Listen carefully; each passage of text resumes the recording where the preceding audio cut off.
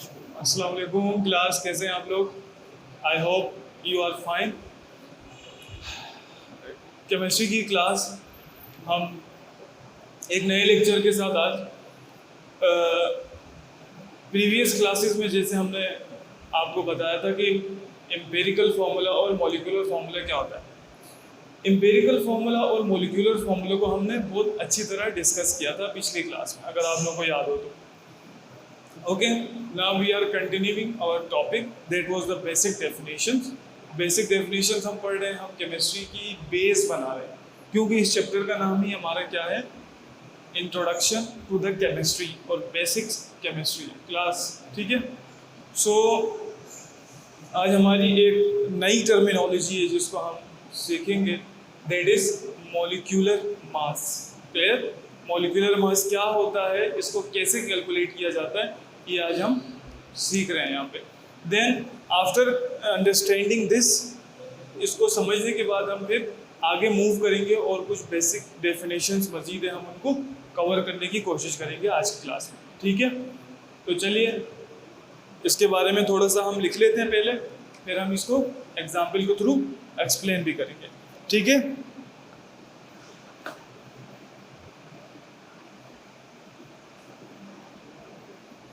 sum of the atomic masses of all the atoms present in a molecule.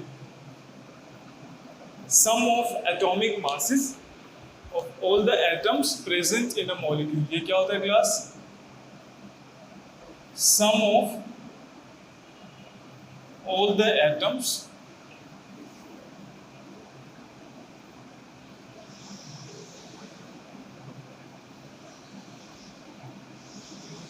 present in a molecule. Clear? बहुत ही simple definition है। Molecular mass, clear? Mass किसको कहते हैं? Wait, मास करना, वजन करना किसी चीज का। मॉलिक्यूल का मास फाइंड आउट करना। एक मॉलिक्यूल के अंदर, जैसे कि मैंने आपको प्रीवियस क्लास में बताया था, एक मॉलिक्यूल हमेशा किससे बनता है? टू और मोर देन टू एलिमेंट्स को कंबाइन करने से एक मॉलिक्यूल फॉर्म होता है। उस मॉलिक्यूल का मॉलिक्यूलर मास होता है। क्लियर? वो कैसे फाइंड आउट करते हैं? वो क्या होता है? कह रहे हैं sum of all the atoms present in a molecule. एक मॉलिक्यूल में जितने एटम्स मौजूद हैं उनका इंडिविजुअल सम करना। सम का मतलब होता है ऐड करना। ऐड यानी उनको प्लस करना। इंडिविजुअल एटम्स को हम प्लस कर रहे होते हैं यहाँ पे, और जो हमारे पास प्लस करने पे जो आंसर आता है that is known as the molecular mass. Clear? अब हम इसकी एक एग्जांपल भी देते हैं ताकि आपको और अच्छे से समझ आए, और इसको हम एग्जांपल से समझने की कोशिश भी करते हैं। सो जैसे कि एग्जांपल मैं आपसे डिस्कस करना चाहूँगा, क्लोरीन से रिलेटेड है, H2O से रिलेटेड है। सही है? अगर मैं एग्जाम्पल की बात करूँ,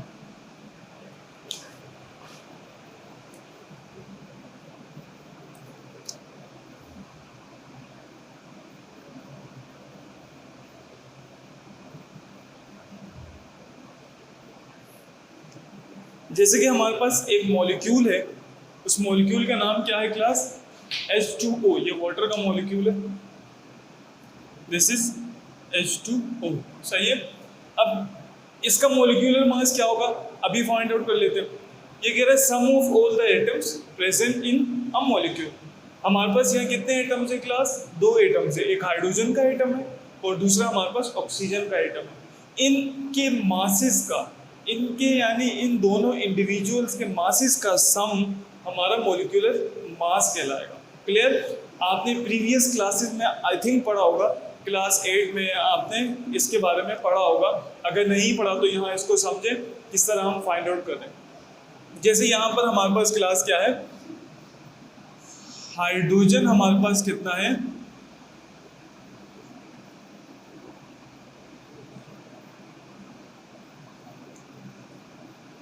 यानी हाइड्रोजन हमारे पास कितने हैं क्लास? 2 हैं। क्लियर? और एक हाइड्रोजन का क्या होता है? एटॉमिक मास 1 होता है, तो 2 1 जा 2। क्लियर? नाउ ऑक्सीजन कितने हैं? ऑक्सीजन हमारे पास कितने हैं क्लास, एक ऑक्सीजन का एटम है और इसके एटॉमिक मास क्या होता है 16 होता है, तो 16 वन सा 16। क्लियर। अब हमने क्या करना है, इन दोनों मासेस को सम करना है। जैसे ही आप इन दोनों मासेस को सम करेंगे मीन्स 2 + 16 = 18।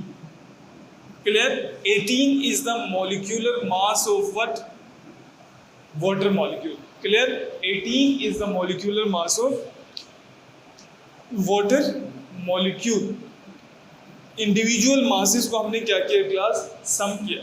सो इसका यूनिट होता है, हम इसको किस यूनिट से रिप्रेजेंट करते हैं, AMU, एटॉमिक मास यूनिट। इसका यूनिट क्या होता है, मॉलिक्यूलर मास का यूनिट होता है क्लास एटॉमिक मास यूनिट। इसको रिप्रेजेंट किया जाता है AMU में।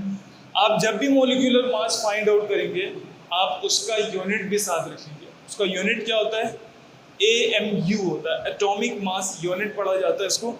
Now the hydrogen the water molecule has molecular mass of 18 AMU। Clear. I am repeating again, मेरे पास एक मॉलिक्यूल है H2O, इसके अंदर मेरे पास दो एटम्स हमारे पास यूज हो रहे हैं, एक हाइड्रोजन का एटम है और दूसरा हमारे पास ऑक्सीजन का एटम है। क्लियर। हम यहाँ पर क्या कर रहे हैं, इंडिविजुअल मासेस का सम जो आता है हमारे पास वो क्या कहलाता है, मॉलिक्यूलर मास कहलाता है। मैंने आपको यही बताया डेफिनेशन में, sum of all the atoms present in a molecule. Very simple. So hydrogen हमारे पास कितने क्लास, टोटल 2 यूज हुए हैं और सिंगल यानी एक हाइड्रोजन का मास कितना होता है, उसका एटॉमिक मास होता है 1। क्लियर। सो मैंने लिख दिया 2 × 1 = 2। उसके बाद मैंने कहा ऑक्सीजन कितने हैं, एक यूज हुआ है ऑक्सीजन। क्लियर। तो मैंने कहा ऑक्सीजन एक यूज हुआ है, इसका एटॉमिक मास क्या होता है 16 होता है। क्लियर। ये कहाँ से पता चल रहा है, ये हमें याद करने हैं इसके एटॉमिक मासेस, या तो पेपर में गिवन होते हैं या तो हमें एटॉमिक मासेस याद करने होते हैं। क्लास 9 के अंदर आप at least 1 till 20 elements. Clear. Periodic table के अंदर हमारे पास बहुत सारे एलिमेंट्स मौजूद हैं, उन तमाम एलिमेंट्स के एटॉमिक मासेस और उनके एटॉमिक नंबर्स दिए हुए। सही है। उसमें से आपने क्या करना है, 20 की लिस्ट याद करनी है, 1 till 20। 1 till 20 के एटॉमिक नंबर्स याद करने हैं, 1 till 20 के एटॉमिक मासेस याद करने हैं। यानी हाइड्रोजन क्या है, नंबर 1 है पीरियोडिक टेबल में, on the top of the list कौन है, हाइड्रोजन है। क्लियर। हाइड्रोजन का एटॉमिक नंबर क्या है 1 और एटॉमिक मास क्या है 1। क्लियर। इसी तरह मैं अगर मूव करूं आगे तो मेरे पास 1 से 20 तक की लिस्ट में ऑक्सीजन भी आता है, कार्बन भी आता है, क्लोरीन भी आता है। Clear class. इसी तरह ऑक्सीजन जो मेरे पास आ रहा है, ऑक्सीजन का एटॉमिक नंबर क्या होता है 8 और उसका एटॉमिक मास कितना होता है 16। ये आपको 1 till 20 एलिमेंट्स के एटॉमिक मासेस और एटॉमिक नंबर्स याद करने हैं। क्लियर।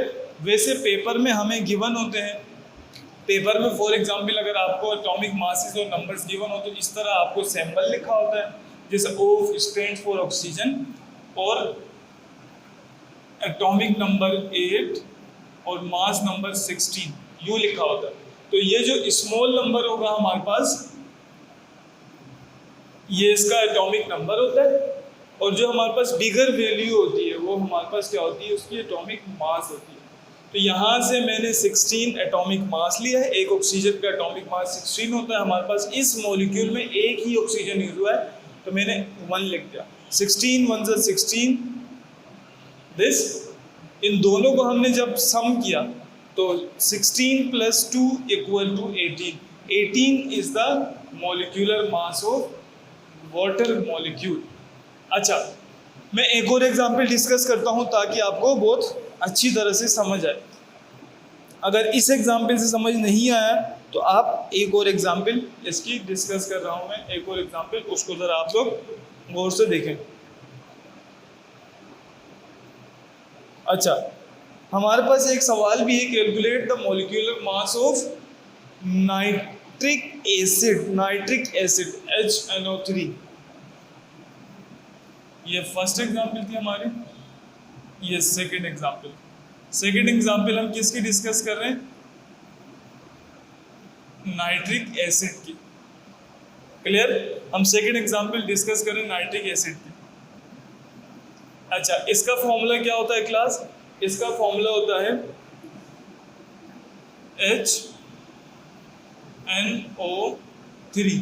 हमारे पास इस मॉलिक्यूल के अंदर टोटल कितने एलिमेंट्स मौजूद हैं? 1 2 3, यानी हाइड्रोजन, नाइट्रोजन एंड ऑक्सीजन। हमारे पास टोटल 3 एलिमेंट्स मौजूद हैं। इन तीनों एलिमेंट्स के कंबाइन होने से क्या बन रहा है? एक मॉलिक्यूल बन रहा है। इसका नाम क्या है? नाइट्रिक एसिड, जिसका केमिकल फॉर्मूला क्या है क्लास? HNO3। सही है। अब हम इसका क्या फाइंड आउट करने जा रहे हैं? मॉलिक्यूलर मास फाइंड आउट करने जा रहे हैं। कैसे फाइंड आउट करते हैं अभी जरा देखें। यहाँ पर मेरे पास नंबर ऑफ हाइड्रोजन्स कितने हैं? 1। नाइट्रोजन कितना है मेरे पास? एक ही नाइट्रोजन है। और ऑक्सीजन मेरे पास कितने हैं?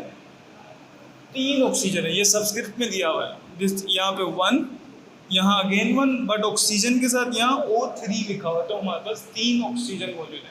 इन तमाम के तमाम का हम क्या करेंगे? मासेस का सम कर देंगे।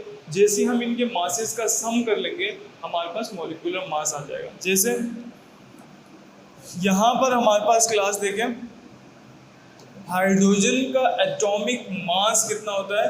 यहाँ मैं बता चुका हूँ, 1 होता है। तो मेरे पास एक ही हाइड्रोजन मौजूद है और इसका एटॉमिक मास कितना है क्लास? 1 है।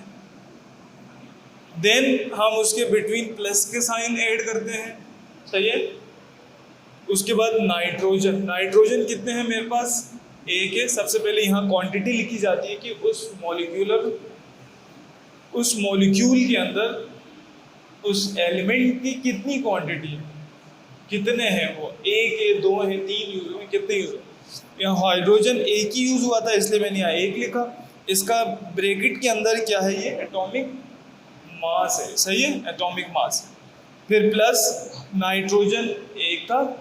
सही है। और नाइट्रोजन का एटॉमिक मास मैं कहाँ लिखूंगा? ब्रैकेट में लिखूंगा। नाइट्रोजन का एटॉमिक मास कितना होता है? 14 होता है, तो ये मैंने ब्रैकेट में लिखा। देन प्लस की साइन पुट करते हैं। सही है। प्लस की साइन पुट करने के बाद फिर क्वांटिटी लिखेंगे थर्ड एलिमेंट के। थर्ड एलिमेंट मेरे क्या है? ऑक्सीजन। तो मैंने कहा ऑक्सीजन मेरे कितने हैं? 3 है। और एक ऑक्सीजन का मास कितना होता है? 16 होता है। ये मैं बता चुका हूँ यहाँ पर।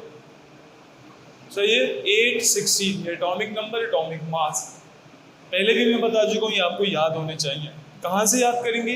पीरियोडिक टेबल से आप याद कर लेंगे, वरना मैं किसी एक लेक्चर में 1 till 20 एलिमेंट्स की लिस्ट बना दूंगा। उसके अंदर एटॉमिक मासेस भी लिखे होंगे और एटॉमिक नंबर्स भी लिखे होंगे। आप उसको भी कॉपी करके याद कर सकते हैं। ठीक है।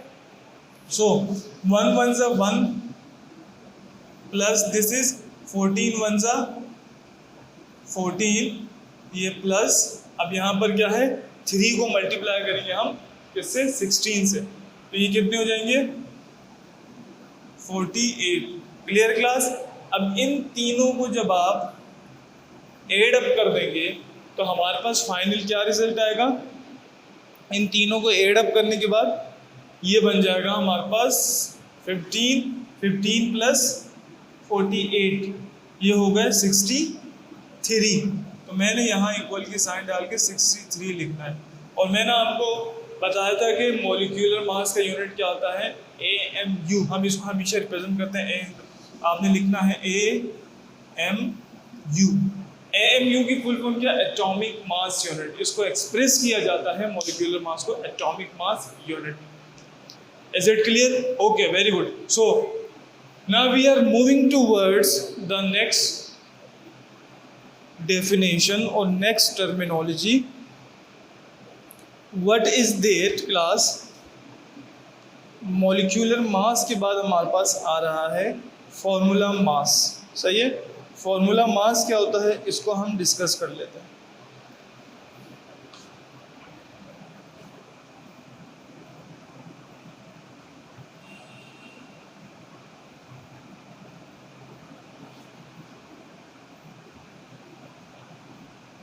बहुत बेसिक कॉन्सेप्ट्स हैं, इनको आपने अच्छी तरह से अंडरस्टैंड करना है, क्योंकि आपको ये बेसिक टर्मिनोलॉजी जब तक क्लियर नहीं होंगी आप केमिस्ट्री को अंडरस्टैंड नहीं कर सकते, आप केमिस्ट्री प्रॉपर नहीं पढ़ सकते। क्लियर? सो आप सबसे पहले इनको अंडरस्टैंड करें प्रॉपरली। और अब आए डिस्कस करते हैं किससे रिलेटेड, फॉर्मूला मास से रिलेटेड। फॉर्मूला मास क्या होता है? Very simple, sum of atomic mass of all the atom present in a formula unit. Same होता है जैसे आप फॉर्मूला यूनिट लिखते हैं, sum of atomic masses, sum of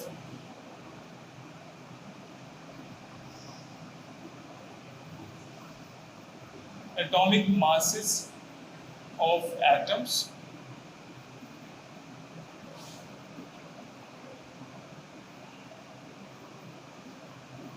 present in a formula unit।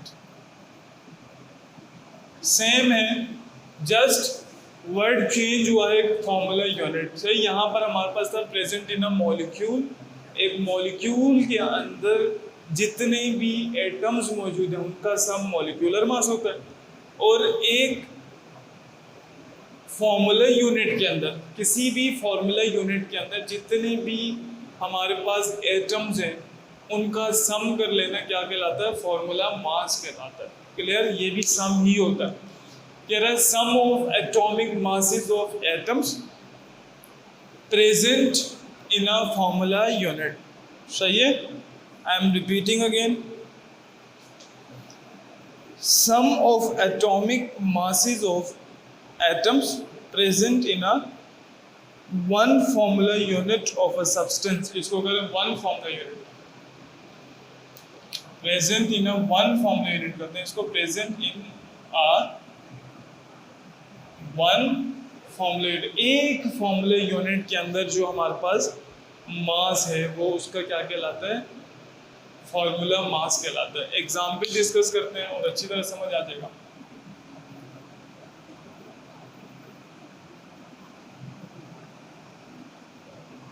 अच्छा क्लास, एग्जाम्पल जैसे कि है हमारे पास फॉर्मूला मास ऑफ क्लोराइड और हमारे पास फॉर्मूला मास ऑफ CaCO3 और हमारे पास formula mass of potassium sulphate. हमारे पास पोटेशियम सल्फेट की एग्जांपल है,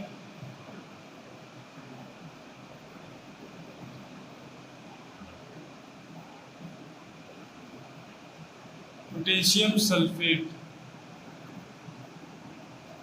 सही है? इसका फॉर्मूला क्या होता है क्लास? पोटेशियम सल्फेट का फॉर्मूला होता है मेरे पास K2SO4। पोटेशियम सल्फेट का फॉर्मूला होता है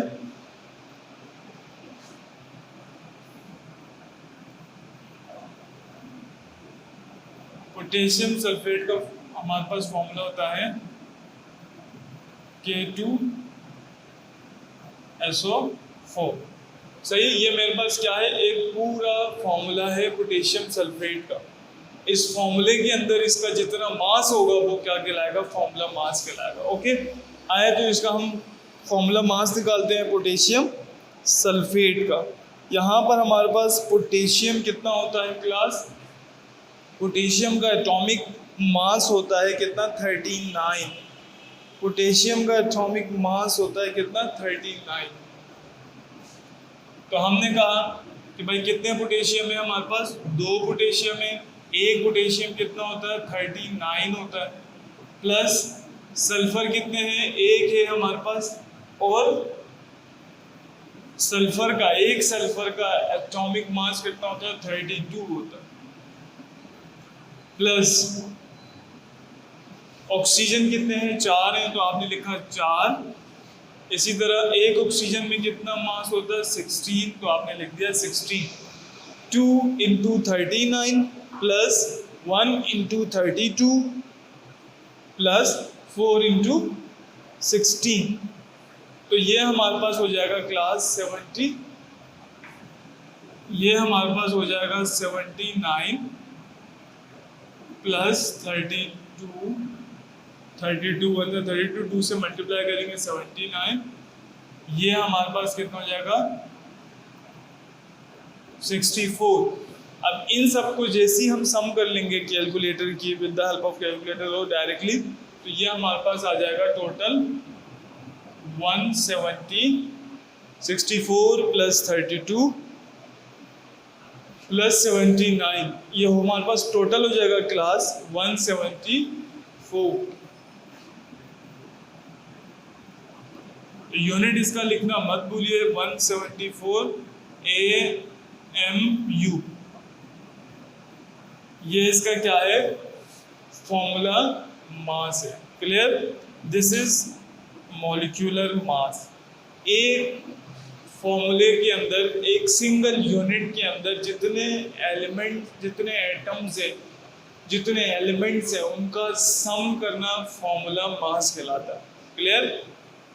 present in a one formula unit, this is the main difference. यहाँ पर क्या है, प्रेजेंट इन अ मॉलिक्यूल, और यहाँ पर present in a one formula unit. सही है।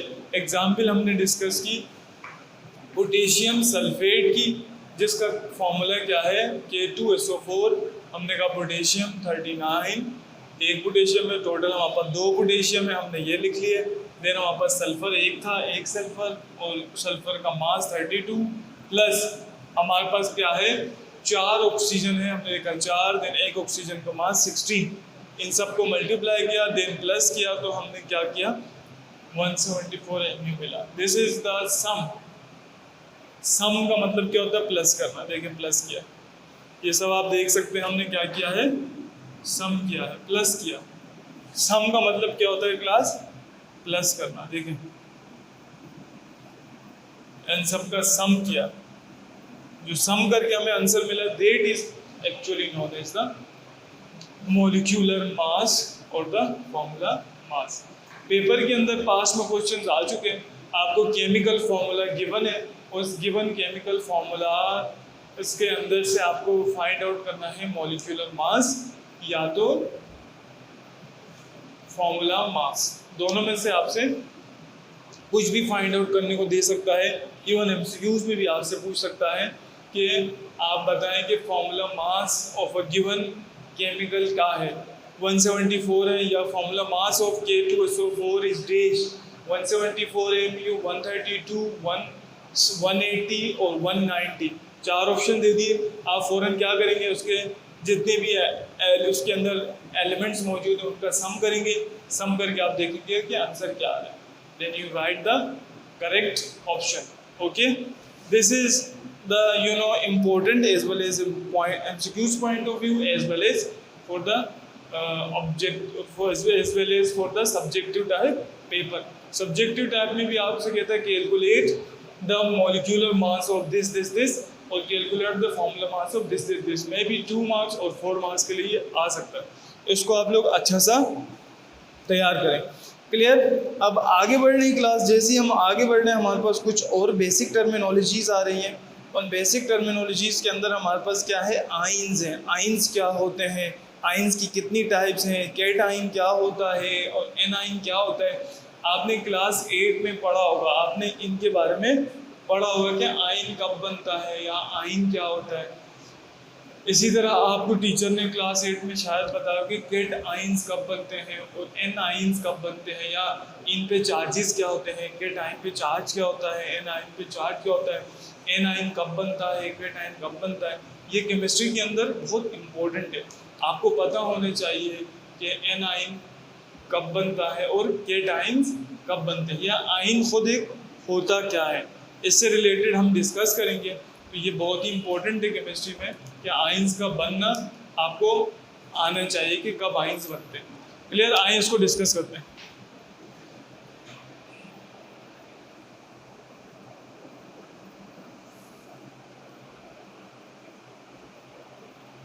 अच्छा, आइन क्या होता है सबसे पहले क्लास देखें।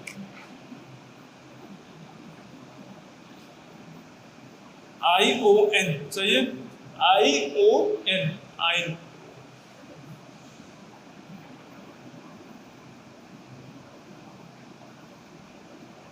अच्छा, आइन क्या होता है class?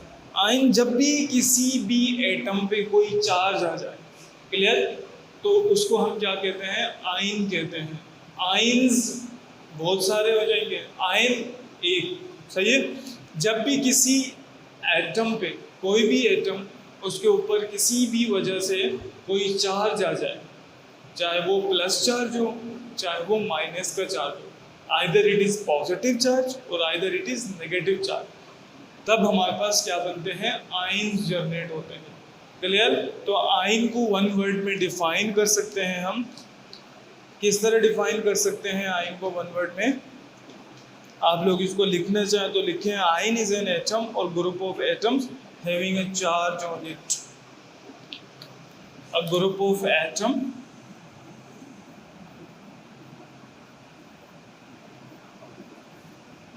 a group of atoms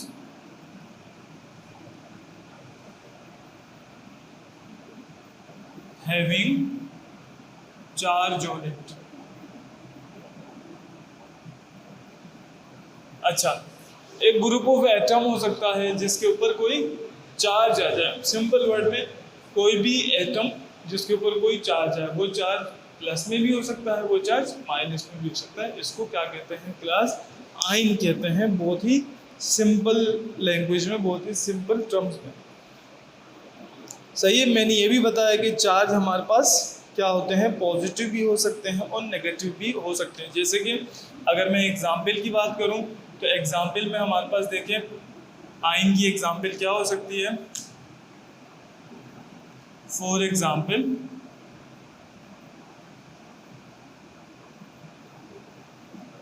example हमारे पास जैसे सोडियम एक एटम है, इसके ऊपर मैंने कहा कि भाई प्लस चार्ज आ चुका है। फिर मैंने कहा मेरे पास क्लोरीन एक गैस है, सही है, इसके ऊपर, या क्लोरीन एक एटम है, इसके ऊपर क्लोरीन के एटम पर नेगेटिव चार्ज आ चुका है, सही है। मैंने एटम लिखा, उसके ऊपर पॉजिटिव साइन लगाई, तो ये क्या बन गया? एक आयन बन गया। मैंने क्लोरीन लिखा, उस पर कोई माइनस की साइन लगाई, नेगेटिव लगाई, तो ये क्या बन गया? एक आयन बन गया। क्लियर? इसको हम कहते हैं क्लास पॉजिटिव आयन और इसको हम कह सकते हैं नेगेटिव आयन, सही है। अब हम जाते हैं आयन की टाइप्स, सही है। हमारे पास क्या है? Types of ions. हमारे पास दो तरह के आयन्स होते हैं केमिस्ट्री के अंदर। टाइप्स ऑफ आयन्स पे जैसे आ रहे हैं तो हमारे पास दो तरह के हो सकते हैं आयन्स, सही है। नंबर 1 यहीं से पता चल रहा है, पॉजिटिव आयन, और number 2 is negative ion. Clear? Positive ions होते हैं और हमारे पास कौन से होते हैं? नेगेटिव आयन्स होते हैं, जिनको हम क्या कहते हैं? केट आयन्स एंड एनाइंस, सही है। हमारे पास टाइप्स ऑफ आयन में कितने हो सकते हैं? 2। नंबर 1 इज कैटाइंस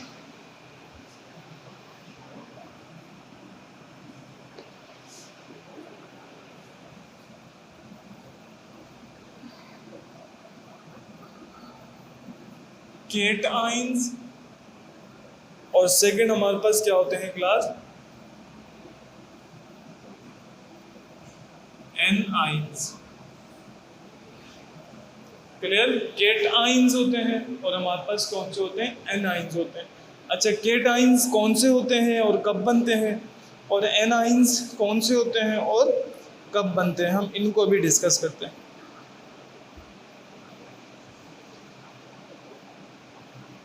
अच्छा, केट आइंस हमारे पास क्लास तब बनते हैं जब किसी भी एटम पे क्या हो? पॉजिटिव चार्ज है। तो केट आयन हमारे पास कब बनता है?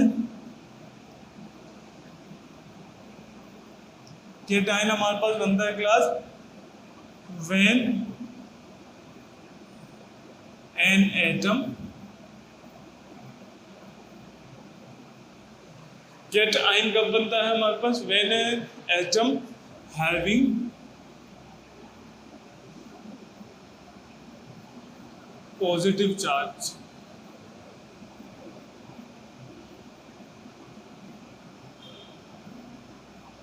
सही है।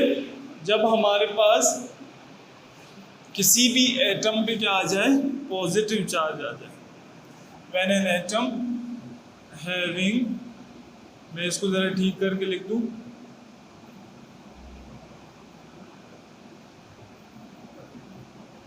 क्लियर?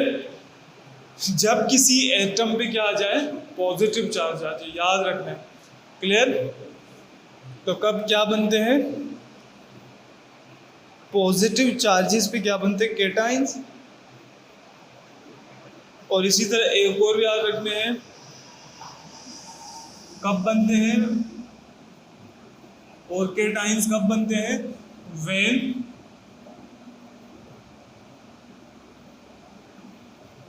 जब एटम्स लूज करें, लिख दो, when atoms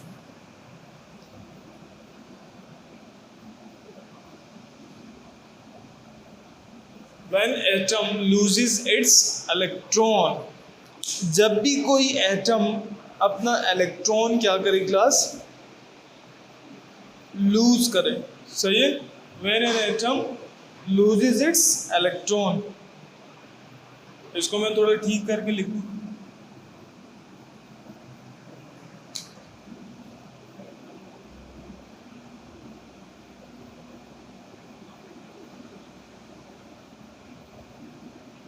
When an atom loses electron। सही है? दो कंडीशंस में हमारे पास क्लास केट आइंस बनते हैं। Number one is when an atom having positive charge, उसको भी हम क्या कहते हैं क्लास, केटाइन कहते हैं। और केट आइंस कब बनते हैं, when atom loses electrons. Clear?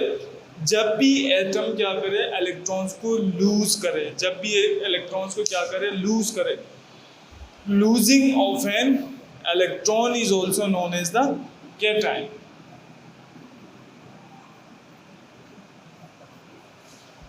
अच्छा, सेकंड हमारे पास क्या है क्लास, एनाइन है हमारे पास। सेकंड हमारे पास एनाइन है।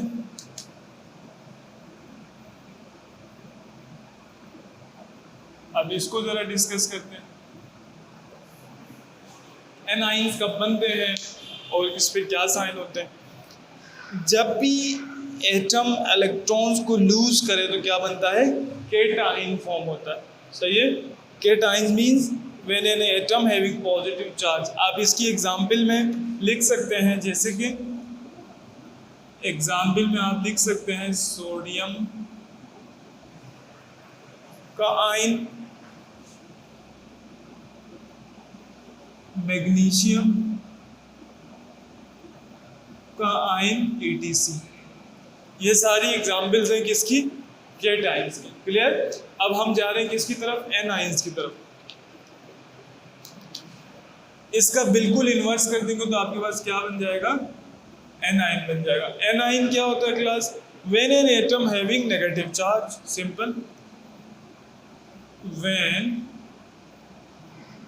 an atom having negative charge। जब भी किसी एटम पे नेगेटिव चार्ज आ जाए तो हम क्या करते हैं क्लास, उसको एनाइंस कहते हैं। हमेशा एनाइंस फॉर्म होते हैं। एनाइंस हमेशा कब फॉर्म होते हैं, जब भी किसी भी एटम पे क्या हो हमारे पास, नेगेटिव चार्ज आ जाए तो उसको हम क्या कहते हैं, एनाइंस।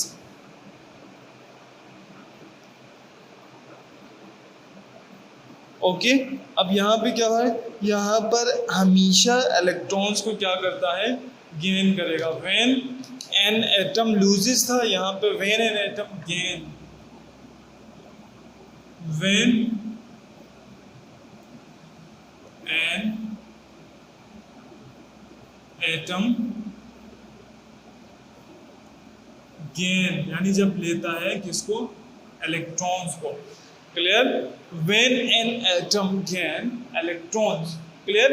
जब भी एक एटम इलेक्ट्रॉन्स को गेन करेगा तो हमारे पास क्या बनता है, एन आयन बनता है। क्लियर? एन आयन पे चार्ज क्या होता है क्लास, नेगेटिव होता है। इसकी एग्जाम्पल में आप लिख सकते हैं, जैसे कि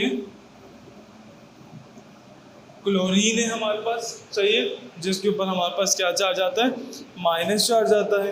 क्लोरीन है हमारे पास, ऑक्सीजन है हमारे पास, इसी तरह सो ऑन ETC, सही है। ये हमारे पास क्या है, सारे के सारे एन आइंस हैं। क्लियर? बहुत ही इजी वे में मैंने समझाया है कि आइंस का कॉन्सेप्ट क्या है। Ion is such a group of atoms having charge on it. किसी भी एटम के ऊपर कोई भी चार्ज आए, आइदर दैट इज पॉजिटिव और negative, that is known as ion. सही है, इस पर ये क्लियर करें। एग्जाम्पल मैंने बताया, सोडियम एक आइन है, इसके ऊपर चार्ज है प्लस का। क्लोरीन पे माइनस चार्ज है, तो इसका मतलब ये एक आइन है। क्लियर? अब आइन की हमारे पास दो बेसिक टाइप्स होती हैं, एक को कहते हैं केटाइंस और दूसरे को कहते हैं एनाइंस। केटाइंस कब बनते हैं? जब किसी भी एटम पे क्या हो, पॉजिटिव चार्ज आ जाए, तो हमारे पास केट आइंस बनते हैं। क्लियर? इनको पॉजिटिव आइंस भी कहते हैं। ये कब बनते हैं? जब भी कोई एटम इलेक्ट्रॉन्स को क्या करे, लूज करे, अपने अंदर से इलेक्ट्रॉन्स को लूज करके किसी और को दे दे, अपने इलेक्ट्रॉन लूज करके किसी और को दे दे, तो उसको क्या कहते हैं, that are loses electrons are known as also cations. Clear?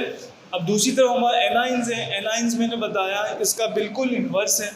जब भी when an atom having negative charge, जब भी किसी एटम पे नेगेटिव चार्ज आएगा तो उसको हम क्या कहेंगे, एनाइन कहेंगे। And the second point, when an atom gain electrons, जब एक एटम इलेक्ट्रॉन्स गेन करता है, एक एटम इलेक्ट्रॉन्स अपने अंदर ऐड करता है, एडिशन ऑफ इलेक्ट्रॉन्स होते हैं, तो वो एन आइंस बन जाते हैं। उस टाइम जब इलेक्ट्रॉन्स गेन करते हैं तो एटम पे क्या चार्ज आ जाता है, नेगेटिव चार्ज आ जाता है, इसके ऊपर माइनस लिखा हुआ है। जैसे कि एग्जाम्पल में मैंने आपको, तो क्लोरीन है, सही है, क्लोरीन एक एनाइन है। इसी तरह ऑक्सीजन है, ऑक्सीजन एक एनाइन। क्यों एनाइन है? क्योंकि इनके ऊपर नेगेटिव चार्जेस मौजूद हैं। Clear class? अच्छा, आई होप सो आपको बहुत ही अच्छी तरह समझ आ गया होगा। बहुत ही बेसिक कॉन्सेप्ट मैंने आपको दिए हैं आज हमने लेक्चर के अंदर आइन से रिलेटेड। ठीक है, अब अपकमिंग जो लेक्चर है हमारे पास, उसके अंदर हम फर्दर कोशिश करेंगे कि केमिस्ट्री की कुछ और बेसिक टर्मिनोलॉजीज़ को हम समझें, उनको हम स्ट्रॉन्ग करें, ताकि केमिस्ट्री हमारे लिए बहुत इजी हो और हम इजीली ऑन वर्ड्स में भी लिख सकें, इजीली हम मार्क्स भी गेन कर सकें। क्लियर? हर वक्त रट्टाफिकेशन या रट्टा लाजमी नहीं है। आप लोग कॉन्सेप्ट लिया करें, लेक्चर्स प्रिपेयर किया करें, ताकि ऑन वर्ड्स में भी आप लिख सकें। Okay, the time is going to over now, I am going to summarise my lecture. Time ख़त्म होने जा रहा है, तो मैं अपने लेक्चर को समराइज करने जा रहा हूँ। तो आप लोग देखें ज़रा, हमने स्टार्ट लिया था मॉलिक्यूलर मास से। मॉलिक्यूलर मास की मैंने आपको डेफिनेशन बताई। मैंने ये बताया था कि sum of all the atoms present in एक मॉलिक्यूल के अंदर जितने एटम्स प्रेजेंट हैं उन सबका सम करना मॉलिक्यूलर मास कहलाता है। मैंने एग्जाम्पल से बताया, मैंने एक वाटर का मॉलिक्यूल डिस्कस किया और एक नाइट्रिक एसिड का मॉलिक्यूल डिस्कस किया। दोनों के हमने एटॉमिक मासेस कैलकुलेट किए। फिर हम आए इस पे फॉर्मूला मास पे। फॉर्मूला मास के अंदर हमने क्या किया क्लास, इसकी डेफिनेशन को डिस्कस किया। मैंने फॉर्मूला मास में ये बताया किसी सिंगल फॉर्मूला यूनिट के एटम्स का सम क्या कहलाता है, फॉर्मूला मास कहलाता है। इसके अंदर मैंने एग्जाम्पल में पोटेशियम सल्फेट को डिस्कस किया था, जिसके अंदर हमने इसका क्या निकाला था, फॉर्मूला मास निकाला था। क्लियर? देन हम आइंस पे आते हैं। आइंस को हमने डिस्कस किया। आइंस के अंदर मैंने ये बताया किसी भी एटम के ऊपर जब भी कोई चार्ज आए तो उसको हम आइन कहते हैं केमिस्ट्री में। सही है? फिर मैंने टाइप्स ऑफ आइंस डिस्कस किए, दो तरह के टाइप्स ऑफ आइंस, केटाइंस और एनाइंस। केटाइंस के बारे में मैंने बताया कि भाई ये पॉजिटिव चार्ज रखते हैं अपने ऊपर, और जब भी एक एटम अपने अंदर से इलेक्ट्रॉन लूज करता है तो ये हमारे पास क्या बना देते हैं, केटाइंस बना देते हैं। इसी तरह इसका बिल्कुल अपोजिट होता है एनाइन। जब भी आपको किसी एटम पर नेगेटिव चार्ज दिखे, इसका मतलब वो कौन है, एनाइन है, उसको एनाइन कहते हैं। इसी तरह सेकंड पॉइंट मैंने बताया था, जब भी कोई एटम इलेक्ट्रॉन्स गेन करे, अपने अंदर इलेक्ट्रॉन्स को ऐड करे, तो उसको क्या कहेंगे, एनाइंस कहेंगे। सही है, और उस पर चार्ज क्या आता है, हमेशा नेगेटिव चार्ज आता है। मैंने एग्जाम्पल आपको केट आइंस की बताई थी कि सोडियम, जैसे सोडियम पे प्लस चार्ज होता है, मैग्नीशियम पे भी प्लस चार्ज होता है, इन दोनों पे प्लस चार्ज है, इसलिए ये केट आइंस है। इसकी एग्जाम्पल मैंने क्लोरीन एंड ऑक्सीजन के बारे में बताया था। क्लोरीन और ऑक्सीजन दोनों पे देखें आप माइनस चार्जेस मौजूद हैं, इसलिए इनको हम एन आइंस कहते हैं। Clear? I hope you will understand these topics very clearly. अगर आपको कोई क्वेरीज हो और आप इसको पढ़ रहे हो या मेरी कोई बात समझ नहीं आई तो आप मुझे अपनी चैट में या नेक्स्ट क्लास के अंदर क्वेश्चन कर सकते हैं। Okay, this is enough for today's lecture. We will come up or we will start with a new lecture in the next class. Till there, Allah Hafiz.